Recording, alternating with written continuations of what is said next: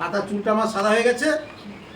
আমার সোনালী মা বললো কি, দাদা ভাই মাথার চুলটা পেকে গেছে, অনেক সাদা হয়ে গেছে, আপনি কাজ করুন, আমি একটা জিনিস আনবো, আপনি ওটাকে কালো করে নেন। লিডার মিটিং এসে গেছে, কালো করে নেন। আমি হ্যাঁ করে নিলে ভালো হবে তো দেখতে। তা বলছে না, আগে পিতাকে জিজ্ঞাসা করুন, আর তুমি জিজ্ঞাসা করো, তুমি লাগাবে, তুমি জিজ্ঞাসা করো। পিতা বললো না, এই তো বর্তমান খালে জল দেখাচ্ছে। আমি তুমি তাহলে বাদ দিয়ে দাও ওটা।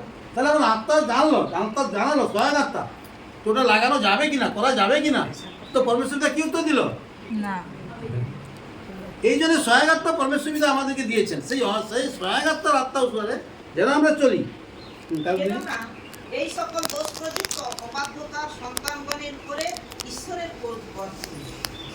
এই সব অবাধ্যতার কার্য, যে অবাধ্যতা পরমেশ্বর পিতা যে কার্যগুলো করতে না বলেছে, সেই কাজগুলো যদি আমরা করি তাহলে সেই পরমেশ্বর পিতার রাগ আমাদের উপরে আসবে।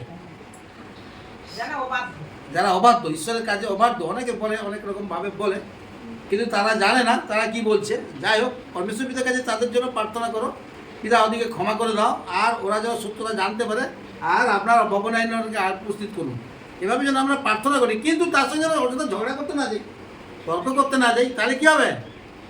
তুমি তর্কের মাঝখানে পড়ে গেলে তোমার ঈশ্বরের কার্য থেকে তুমি পিছিয়ে গেলে, শয়তান তোমাকে পিছাবে, সর্বদা তোমার দোষটা দেখতে চাইবে, তোমার ভালো জিনিসটা দেখে করবে না, তোমার সর্বদা দোষটা দেখতে চাইবে। অতএব সেই দোষটা যেন প্রকাশ না পায়, আমরা যেন সেইভাবে কার্যগুলো করতে থাকি।